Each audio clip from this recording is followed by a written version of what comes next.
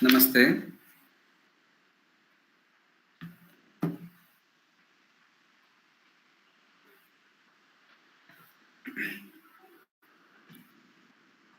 So, welcome all for the guest lecture series for the national level Ayurveda contest, Charaka for children. So, today we are starting this series so that students can understand how to plan and execute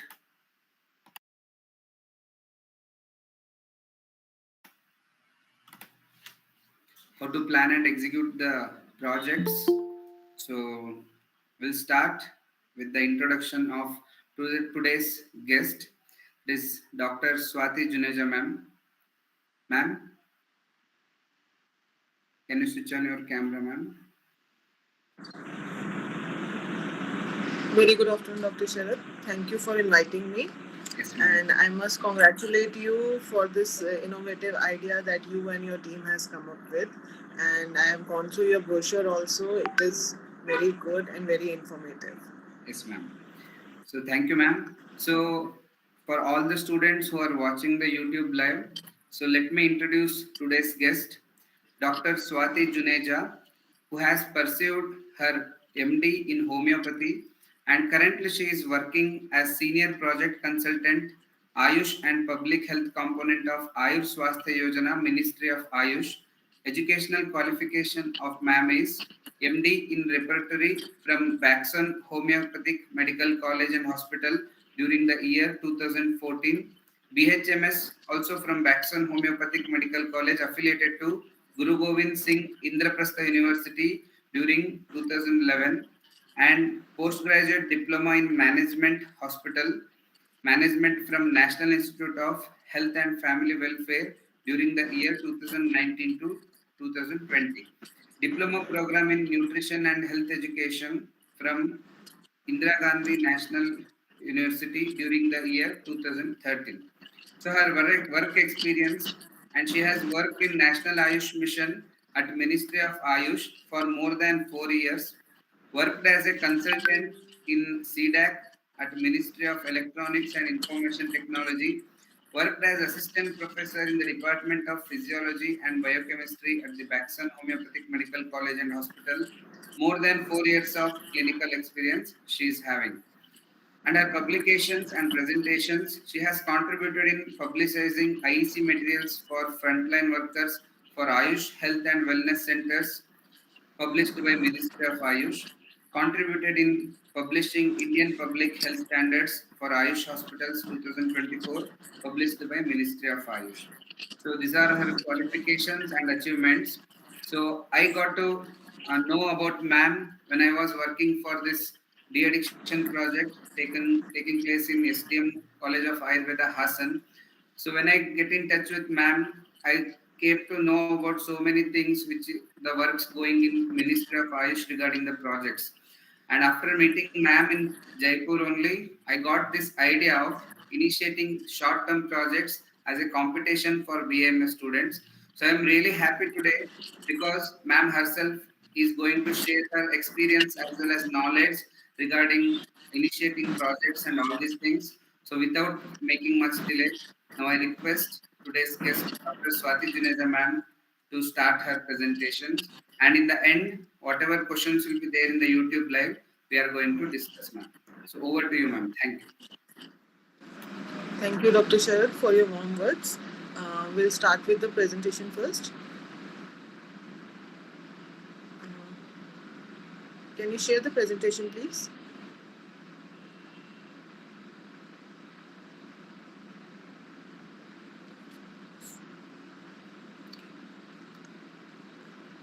So we are here today to discuss about how to plan a school health program.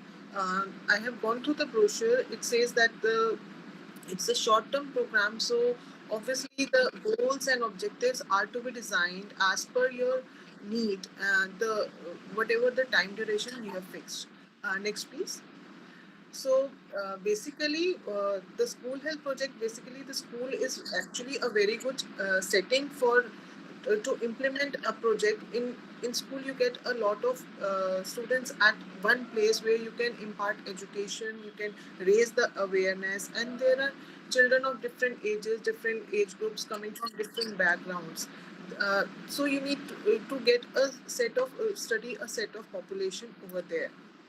So basically, when you start with the school health project, the main objective should be what are you going to achieve from that. You have to keep that in mind before designing any project for the school health program. Okay, so when you go to the schools, you start with the screening and everything. You get to know the population, you talk to the teachers, you talk to the staff available over there, and what problem they are actually facing. Next, please. So now there are certain projects steps to be thought in the mind before designing a project. First, the first step is the situation analysis. That is your what is the need, what is actually the problem. Define what your problem is and why you want to take up this project. Your answer to that problem is the solution. Okay, now when you and then after analyzing the situation, that what is actually the problem, then you design the interventions. Before designing the interventions, you set your goals and objectives. Your goals, now your goals should be SMART. SMART is an acronym for specific, measurable, achievable, and relevant, and time bound. Now whenever you design your goals, those should not be very vague. Okay, it should be quantifiable at the end of the project. So if you start with the project and then you say, let's say you want to conduct a study on 100 students. Okay, so you have to keep in mind the duration of the project. Your duration of the project is only, let's say, 3 months. So is it possible to conduct that intervention on 100 students in 3 months or not? That should uh, be kept in your mind. And when designing your intervention, now when you think of the intervention, you have to go through the review of literature, whether that intervention have already been proved or not. That intervention should be there in the studies, that there should be some basis for that intervention that you are planning. Like if you are going to implement an oral health program for dental hygiene, so it should there should be a basis for that. Yes, that regular brushing of the teeth improves the dental hygiene and avoids the diseases. So these all the interventions has should have certain basis for that. Then comes your stakeholders. When you're entering a school, then your stakeholders are your children, the students, those who are studying in the school, the parents, the teachers, the staff members, the principal, and all the academic staff that is already available in the school, and your uh, local health uh, planners are also your stakeholders with whom you need to communicate and build a very good communication so that they can help you out in the implementation of the projects. Before starting a project, proper planning is very much required. Proper baseline survey is required, that what actually is the need of that area, need of that school, which you get to know only after you interact with all the teachers and all the healthcare workers already available there who are already working at that ground level. Next, please. So, for that need assessment, that the first step of your planning is the need assessment. For that, health screening data, which must be already available with the school, because they do get regular school health camps are being conducted by the school. Some doctor mostly is appointed in most of the schools. From that, you get to know what are the prevalent diseases the students are suffering from. It could be malnutrition, it could be prevalence of infectious diseases or developmental delays, which you can, if you go to the health records of the school, which is available at the medical room, from that you can get an idea what actually this major students are facing. So that should, from that you can pick up a problem area on which you want to work on. Okay, So in most of the schools we know regular screening for the vision, hearing test, dental health, malnutrition is mostly done, like they do regular checkup for the height and weight. So from that you can figure out what is actually the problem that most of the students of that area are facing. Next is the again I said there are many like you are doing this project all over India. So every need, every area has a specific need, whether there are local health needs limited to the climatic condition. There might be some vector-borne diseases which are prevalent in that area, but not, they might not be present in the schools that are over in some other place. Okay, so you need to figure out what are the local health priorities of that area. So you need to conduct the surveys with the teachers, with the parents and the students also, to get an assessment what is actually the problem they are facing with regard to their health. Next please. Now I already told you the stakeholder involvement. The If you are going to the school, you need to have and conducting some surveys on the students, or giving some kind of intervention, maybe a diet therapy, maybe a lifestyle change. You need to involve the parents and the teachers in this conversation, because if you're sending a message to students like, no, do not have sugar. Okay, so if a child is going home and sugar is a mandate over there, parents are not accepting it, then you need to educate the parents also. Again, if you want to change the habits of the students, then that has to be start from home as well. If the parents are unaware, like yes, it has been taught in the school as some team came and they gave the lecture on why to avoid sugars, and if that message is only limited to the student and he doesn't take that to home, or even if he takes that to home, that message is not accepted by his family, then the intervention is a total failure.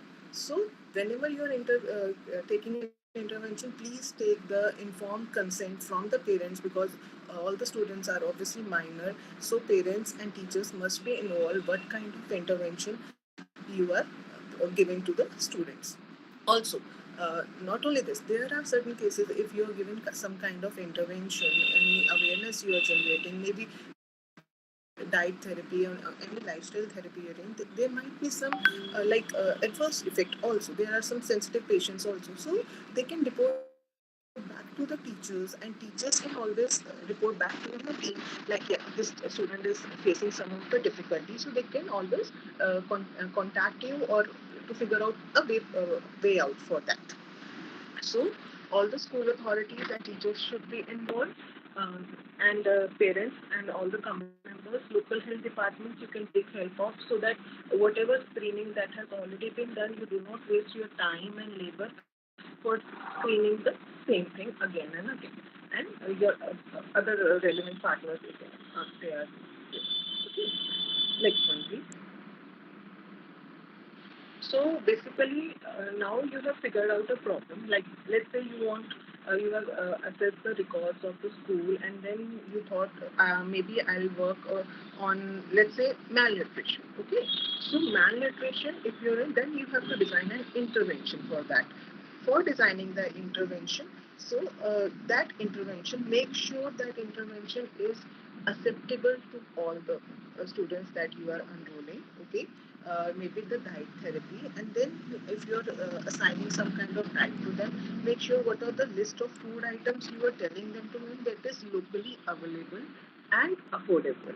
Okay, and the whatever message you are trying to convey, especially the IEC material that you display, make sure it has the pictures, beautiful pictures, colorful pictures, and if you're sticking some posters on the walls for raising the awareness. If a student passing from the corridor, he should uh, be able to see that poster. That poster should be so catchy that it attracts or it grabs the attention of the every student that is passing from the corridor. And if you're just like throwing the flyers everywhere, it only has some written matter which is not understandable by the students, then it's of no use. Okay, everything that you are displaying on the IEC, you have to interact with the student, explain them each and every point, whatever is mentioned, explain the intervention what you are doing, and explain them if this intervention is not done, then what will happen in the due course of time. You have to give them the results of not following the intervention whatever you have designed. So basically, some of the topics I have already listed on my in my PPT. I'll still just enlist on them, which can be your areas for the student. Like I have gone through the brochure. It says students from 5th to 10th standard. So basically, from the year of 10 to 16 years is the age group that you people will be dealing with. So we have the sustainable development goal of zero hunger and good health and well-being. Keeping that in mind, you can go for malnutrition. And with malnutrition, I only don't focus on undernutrition. I focus on overnutrition as well. That is obesity, which is a very alarming situation even in children also. So when if you are picking up the students who are obese and then you are giving some kind of intervention, let's say diet control, portion control, or the food substitutes, diet substitutes with a low caloric income. So you have to explain that to the student why he should have this and not this, why no to junk food and why yes to the healthy food, and what will happen if he continues with this kind of junk food, what will be the long term consequences of that. You have to explain them properly. So, one of the things you can work on malnutrition, yes, mental stress. It's again a very, very big problem. Mental stress, it comes in many forms. It could be peer pressure, it could be exam stress, it could be bullying. Bullying is again very common in school going children, especially in teenagers. You will be dealing with teenagers as well. Then there are certain conflicts between the parents and between the fellow students also. So while doing these kind of things, you need to understand the there should be when you are taking any mental this kind project, so anxiety, depression, these symptoms you need to figure it out as doctors. And also teachers will also help you in finding the exact students who show certain kind of symptom. So do interact in detail with the teachers to get to know about the students deeply. And once if you are taking stress like disease if for the program, then over and then you can explain them the coping mechanism, how to manage your stress, do light breathing exercises. And then if you're explaining some kind of intervention, just don't give the lecture to the student, but also take the response also, whether whatever message you were trying to convey, whether that was properly communicated to the student or not, whether he or she understood the message that you wanted to convey. So your message should be simple and understandable and replicable also. So this is the thing you need to keep in mind. Next please. uh, the yes, other problem areas that you can figure out in students are like you will be dealing with teenagers, so more knowledge about the reproductive health. You can go peer pressure, screen addiction. Again, there is a lot of patients, parents who are worried about their that my child doesn't eat without watching this television or mobile phone. And then there are hyperactivities, there is irritability, restlessness, and these are the symptoms your teacher will also tell you. Yes, these are 2 3 students who are always hyperactive in the class, always disturbing the class. They cannot sit quietly, they are always disturbing each and everybody in the class. It's very difficult to control them. So these are your easy sampling technique that you can pick it up from the whole class and go for the interventions. Lack of concentration. And then if you these are your could be your lead markers for your ASDs, and also ADHD patients are there. So you can use the experience of the teachers with these kind of students. And there could be agitation, anger in students, like it's students who indulge in small fights, they get angry easily, they are carrying some kind of irritability inside them. That can also be thought of. Next, please. And then I think, Doctor, I think you skipped the previous one, please. Yeah, okay. Uh, then there is one thing then there are, if you are picking up the students, then you have to segregate. Even if you are picking, let's say you are taking, first you have to find out the sampling method that you will be using. Okay, let's say you find thought you will conduct the project on the fifth class student aged between, let's say, 9 to 11 years of age. And out of those students, you took out some of the students and figured out that yes, these students were showing the symptom of stress. And then you implemented some breathing exercise. You told them some coping mechanisms, how to manage the panics and how to face the situation, and you explained everything to them. Again, there are certain group of students who are very sensitive.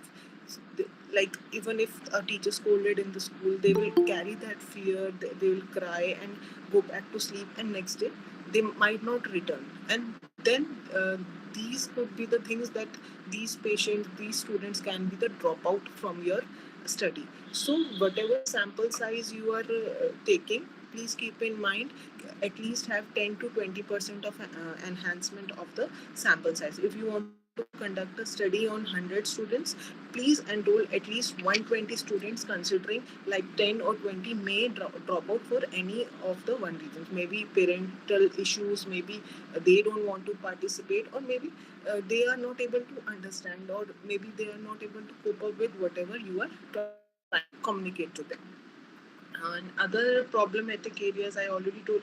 Yes, if you are working on a teenager person, then menstrual hygiene, that awareness, you can pick up the topic and raise the awareness. Body image, there are so many changes that are going through when transition period of the male and female body. So positivity body image topic can also be thought of, and breaking the gender stereotypes. So, and substance abuse. Yes, it is a very tender age where the students get attracted very easily to these kind of negative social issues, social substances that are easily available and outside the premises of many schools, and they are easily driven to these kind of things. So, raise the awareness regarding internet safety, media literacy, which is very much important.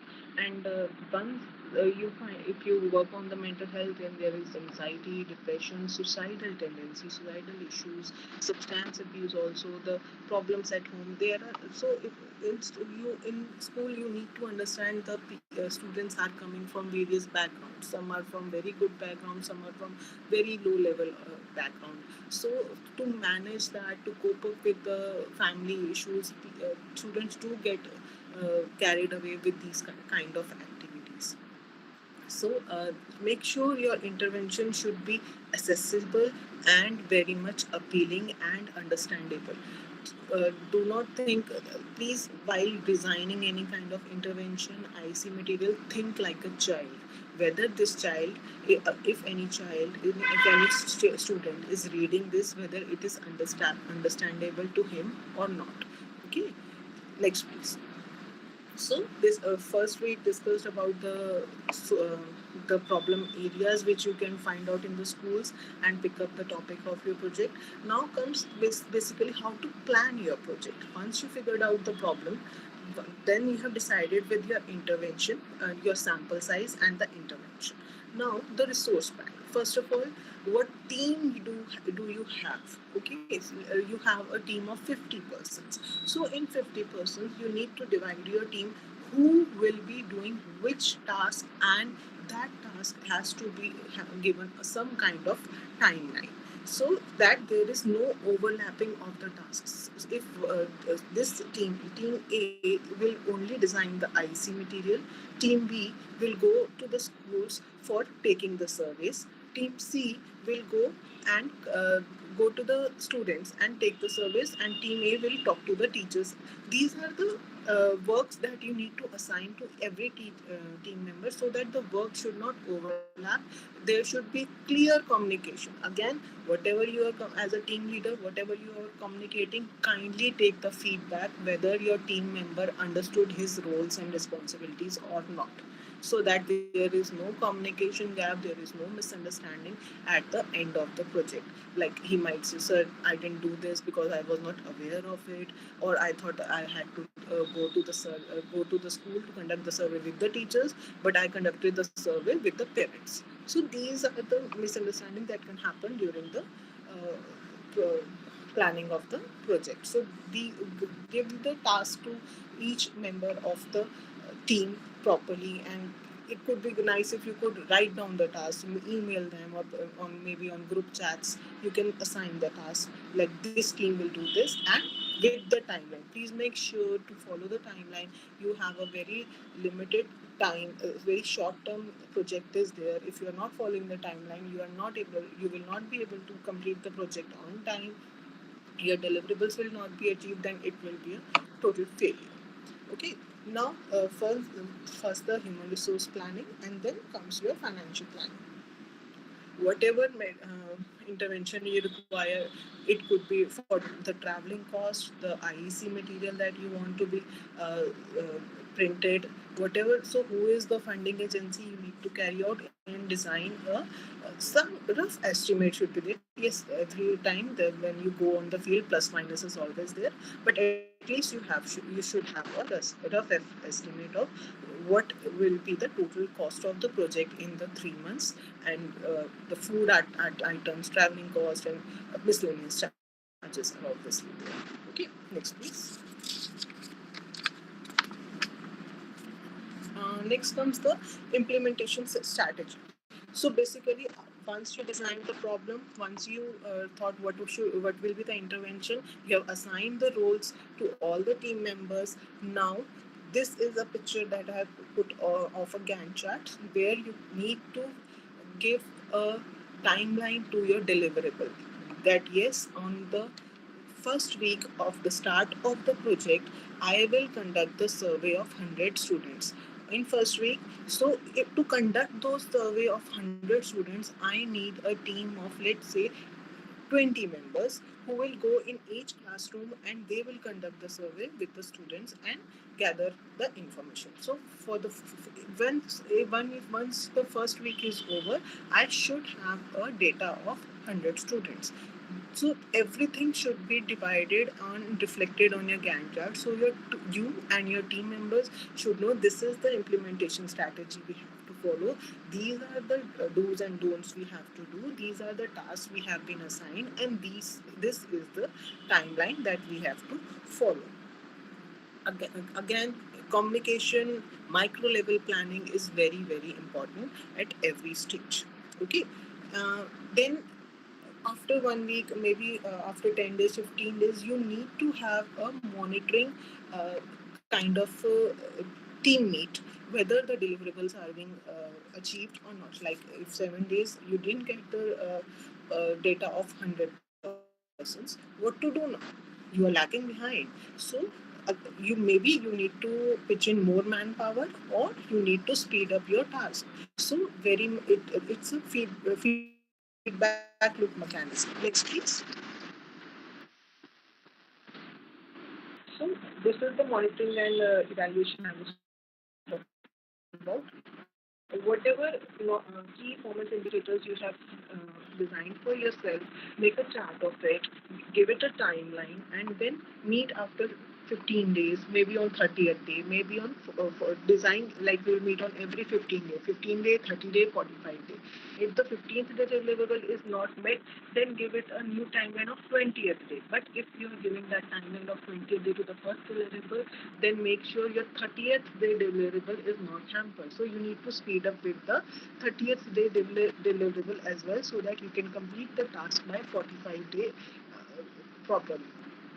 And if that is not possible, then what could be the loop? what could be the flaw in the implementation, that you need to figure it out.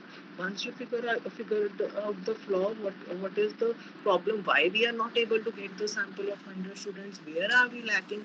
Once you evaluate that, then what could be the possible solution for that? Maybe pitching more manpower, maybe repeated frequent, we need to increase the frequency of school visits, or maybe we need to go for the uh, proper evaluation and understanding the whole situation. Okay, next please.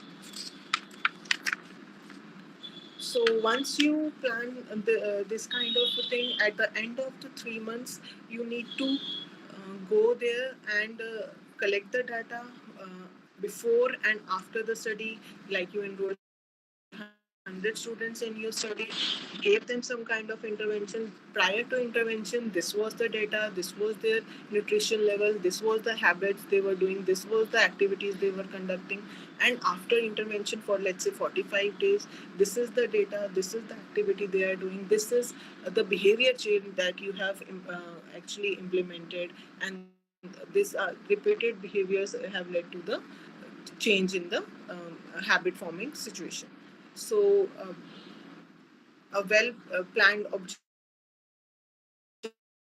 leads to a healthier schools. And again, when schools see, yes, the intervention, your dedication of your team, your repetition in everything, that is being done. And when schools also understand the intervention you have took out a positive outcome, they will also adapt it on a higher level. So basically, school health as a foundation for public health as well. Thank you so much. Now we are open for question and answers.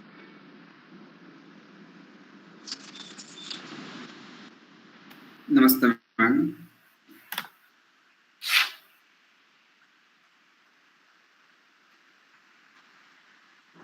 Yes, please.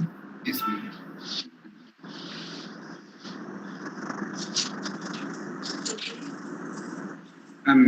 It was a really nice presentation, and what I learned with this presentation is the most important point, that is think like a child. What you said, this is, Yes. I felt So, very important, because most of the time we will be thinking that some problem is prevailing, or we might plan some solution, but if that kid is not understanding it, then all our efforts yes. will be of no use. So that's what is really good to know. And the resource planning strategies, what you have told, and regarding the Gantt chart, which was most important, which you have highlighted in your presentation, ma'am. And a few of the questions are there in my WhatsApp group. Our members have messaged me. So one of the question is, what is your opinion on the project what we have planned? Like how this is going to create an impact in the society or in the school health, ma'am. So what are your views and vision regarding the contest what we are planned, ma'am? Okay. So basically, I went to the brochure, Dr. Sharad. The thing is, uh, we need to understand every public health activity, whatever interns to students are the budding future of the country. Okay, they are at a very tender age, which is a moldable age. So whatever intervention you are giving, everything, that every step that is repeated daily makes a habit. Okay, so if you tell a kid brush your teeth daily, and if he is doing it regularly daily, again I'm repeating one thing, I'm just adding one more point. Yes, ma'am. Brushing a teeth is known by every student, but proper technique of brushing the teeth, that is not known. Okay, Yes, ma'am. so this is, if your students, your PG students, UG students are going to the going to the schools, they are telling you, brush your teeth, brush your teeth, brush your, every student know this, but nobody it is proper technique of brushing the teeth, and what will happen if you are not brushing the teeth. Yes, ma'am. Okay, so when you are at a you have that power to create a change. Okay, so if at the budding age you are creating a lifestyle, let's say praying in the morning, every school hold a prayer, so if that child continues that lifestyle for the rest of a life, then obviously we are giving a healthy generation to the country. Okay. Yes. Another question. Is there any running project by Ministry of Ayush regarding school health, ma'am? They are Uh, asking as an example if you can quote some project if it is there. Okay, right. First of all, Ministry of Ayush is having a central sponsored scheme of National Ayush Mission. It has a school health program named as Ayurvedya. Okay, so Hmm. these are implemented by the state governments, and it is being taken care by the central government. But the implementation agency is the school, is the state government. So what they do is they figure out the schools, and over there, Ayush lifestyle and modification is being taught to the students. Not in all schools, but state government on their priority, they do select certain schools. And under public health initiative in Ayush Swasti Yojana, in school going children, we have the project by Tilak Mahavidyalaya. They conducted the project on in the Pune Mulashi district of anemia in the school going children. I visited that school personally on completion of the project last February. It got completed. We went to the schools in the primary health, in primary schools were there, and they were always taught what are the healthy eating habits, which of the things contained iron. And believe me, the hemoglobin levels there were a difference of at the most of the students had a hemoglobin of 7 or 8 at the end of the project. Most of the students had the average level of 9 to 11, and they gave the drugs. Obviously medicinal drugs, they always implemented those. Now this is what I was telling you. They were implementing the project, they were giving the medicines. They took in picture the school teachers and parents. So because it was the medicine are not palatable by students, we know this. Chote bacche jo hote hain, they don't easily take the medicine. So when you take in the picture for teachers, and they also had one what would I say, the community, one staff member who is the I should say a repertoire, a mediator kind of a person who will contact with the team of that Tilak Ayurveda college. And if any student and their parents come with a complaint, like my kid was having this medicine and he started having diarrhea, vomiting, and whatnot, so that staff member will call the Ayurveda college the PG students who are implementing the project, that this is the problem. So they'll come and they will sort out the issue, if the medicine is to be stopped or whether to discontinue or some other medicine is required to combat that issue. So have a staff member in the loop so that they can be contact a single point of contact for your team also. Yes, Because ma'am. daily your team won't be there in the school, Yes, but ma'am. teachers and somebody will be there. Yes, ma'am. Okay. So this is very good point for the organizers from what you have said now, because while this project proposal will be given to Aptas and they have to present it, and definitely our advisory team is going to guide such things. And yes, ma'am, we have noted down this that we will be giving a contact number to the teachers as well as the parents of school children if in case any adverse effect happens, and in case Yes. we are using have any medicinal interventions. Thank you so much for that point, ma'am. Ma'am, I have another question from Dr. Niranjan Prabhu. Sir is asking if our projects goes well, and if we want to do it in a larger scale, so how to reach out to ministry, ma'am? So this is what So Dr. Niranjan Prabhu is asking. okay, right. We have Ministry of Ayush website. You can go there, go through the guidelines, design the project as per the guidelines, and submit your project proposal at the NGO Ayush NGO portal.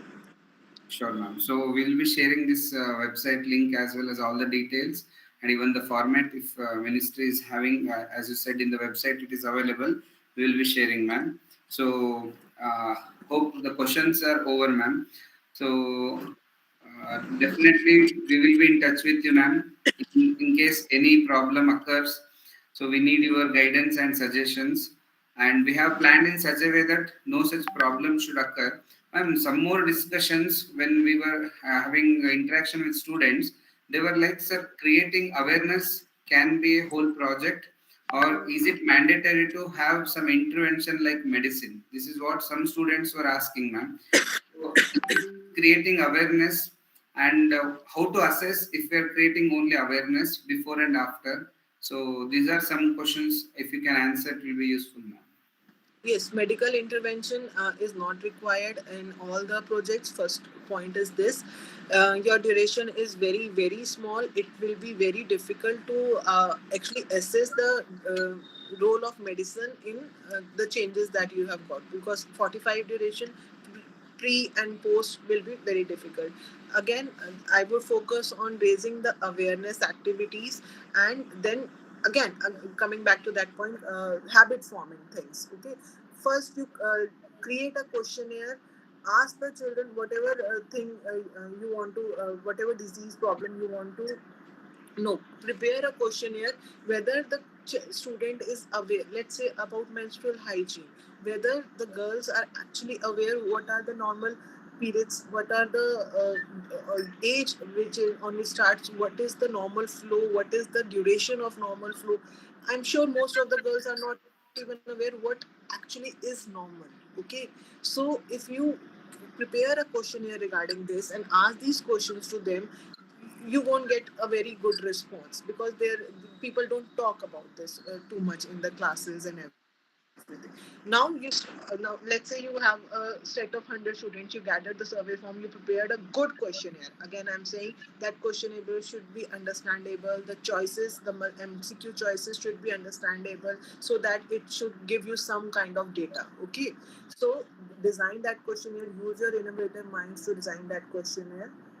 Once you design it, you have a survey form from 100 students prior to you raise the awareness. Now you started raising the awareness. What are the normal periods? What is the right time? What is the normal white discharge that you have? What is the color of the blood that a normal female has? And for how many days it should happen? Whether pain is normal or not normal. This also girls don't know about it. When to go to a doctor, when to go for testings and ultrasonography, and how when to visit a doctor. These are the things people don't know, especially in the rural backgrounds. If you see, whatever a girl knows from the mother, that's it. Even the girls don't talk to each other about this thing. Okay, because of the social stigma. So once you start giving lectures, once you start circulating IC material, raising awareness. And why only girls, why not involve boys? They should also be made aware of this, that this is a totally normal thing happening to the body. Even boys bodies go through certain kind of changes in the puberty. They should also be made aware of it. Okay, so prior to the raising the awareness, what was the score that you generated from the questionnaire? You raised the awareness for, let's say, 30 days. You conducted lectures on repeatedly in different classes in different groups, and after 30 days again go with that questionnaire. You will get to know you actually raised awareness or not, you actually enlightened them or not. Okay. Yes, ma'am. So, as it is a short-term project, this is what even we were thinking, ma'am, because many students asked the medicines might take some more time, and such Yes. challenges were there. So, even as this is a new thing, even we are in like lot of discussion with so many different peoples. And today I came to know about RBSK workers also, who can also help for like reaching to students, and they will be actually knowing all the health issues in the school kids very well. So even that we are going to announce in the next guest lecture series. So like anything you want to give as a Yeah, conclusion, one ma'am? thing. Yeah, one thing more. You just mentioned about RBSK. In the stakeholders involvement, I already told about the teachers, students, principals, parents, the local health authorities. If you are giving any kind of intervention, there is certain adverse effect. Please inform your PHC, CHC, and any Ayush dispensary that is nearby that you are from this college. You are conducting certain kind of project in this particular school. So if any parent, any student, any teacher comes for any let's say clarification, so you should, you can keep those posters IEC in those PHC, CHC also, if the Ayush doctor is available on that PHC. Okay, you can pitch in them also, and from there also you can get health data, that what kind of problems the students of this area are coming you with, either diarrheal diseases, maybe upper respiratory tract infection. So you will get an idea what kind of diseases are prevalent in that area. Once that medical officer tells you, yes, these are the medicines I'm repeatedly prescribing. Students are coming with repeated earache, otitis media infections are prevalent. So you get an idea what population is actually suffering from which kind of disease and what intervention will be the best. Okay, Yes. So, so ma'am, take them into account also.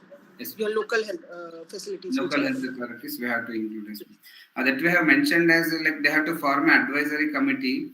So we thought like while framing that they will be knowing all the support and guidance what they can get from the local authorities. And last question. So how as an organizer to check regarding the authenticity of the data. So one of our team member is asking. So now students might submit, and if there is a chance that the data is not proper, so how we can rectify this, ma'am? So please, For checking the authenticity, I would suggest third party evaluation of that site will be the best option. Or you can clarify with the principals or the teachers whether the team came, whether they conducted seminars, and I think that would be the best possible way I could think of it. yes, ma'am. So thank you so much, ma'am. It was really a helpful presentation as well as the experiences what you have shared. We might have put everything in the brochure, but most of the times students won't be reading in detail. But with such a guest lecture, now those who have listened to this, and now we are going to share this YouTube video link of this presentation as well as all the discussions to all the colleges through email. So and they will be knowing about what exactly is this, because this is a whole new thing for the Ayurveda students, because these things they have not studied in the syllabus.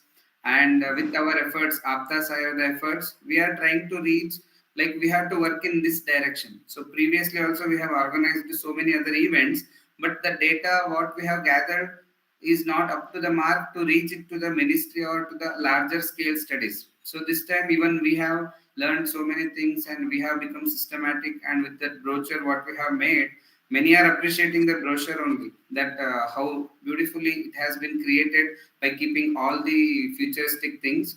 So with this contest, as an organizer we are expecting that some brainstorming ideas should generate, which will support Ayurveda to reach in a larger scale to the school going children's. And we are dreaming of some such an idea which can become a national program in another 5 to 10 years is what we are dreaming with this. And we are really happy that you are one of the person who has contributed for getting such thoughts. So when I have interacted with you in Jaipur, then at that moment I was continuously thinking about what contest we have to launch this year, because in Aptas Ayurveda, we have made a mandatory thing that every Charaka Jayanti we are launching one or the other contest. So since last 3 4 years, we have conducting unique concepts like in 2023 we have conducted a documentary film competition on the concepts of Ayurveda. One of the concept called Janapadodvamsa, which we have made as a topic for documentary film, and all those films are available in our YouTube channel. So students who are studying Ayurveda, who are not having any experiences of documentary filmmaking, they have learned it and they have made nearly 50 films. So if you show Okay. that film to even a common public, they can understand what Ayurveda has contributed for Janapadodhums or the community problems. So in this way, Aptas Ayurveda is going with the motto "Reach Ayurveda to each," and we have a good team who will coordinate these things and reach it to all the places in Karnataka and all the Ayurveda colleges. So yes, this time we are with more enthusiasm, and as this is a long-term project, so means like for a longer duration, this contest is going to run for 3 months. Usually, such contests, I think, have you heard of such contest, ma'am, before? No, I'm sorry, I've not heard about this. Yes, ma'am. So even we searched, we didn't get anywhere such contests being organized. So we are also thrilled that to see the response. So definitely we will be updating everything, ma'am, and even we will consider you as a member of our advisory committee and who we will also submit all the projects whichever comes to us in this competition. Right now, more than 90 colleges have collected the brochure and they have inquired about the contest. So we are hoping at least 30 colleges will participate in this. If this number goes more than 30, this is really good. And already students are calling us and saying that, sir, I am not selected in my college. Can we make another team? So we feel happy that students are actually interested, and with the support of Apta Ayurveda as well as the college management, definitely we are expecting more than 30 projects which will come. And throughout this competition, we will be in touch with you, ma'am. And also, we need your guidance continuously. With these words, I thank on behalf of my whole team for Dr. Swati Juneja, ma'am, for being with us and making time in her busy schedule. We can understand how things work in Ministry of Ayush, how busy schedules you will be having, and with all these things you have made time for us. We are really happy, ma'am, and thank you so much, ma'am, on behalf of my whole team. Thank you, ma'am. Thank you so much. It was pleasure being an invited guest on this platform. One thing I just want to conclude with the positive thing that you are doing for the school children. Yes, it is beneficial for them, but also for the Ayurveda students. Not only you're promoting Ayurveda, you are making them learn the PSM subject, the community medicine subject that we only read in books.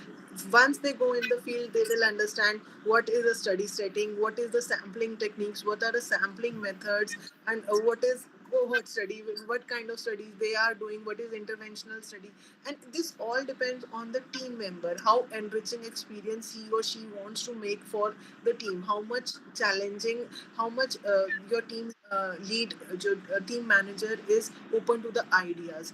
Every college student is full of ideas. You just need to channelize their energies, utilize their ideas, and you will get beautiful projects out of them. Thank you so much, ma'am. And really, I also believe in the thought what you have said. I always felt that students are having far good ideas than what we think. But as you said, that has to be channelized.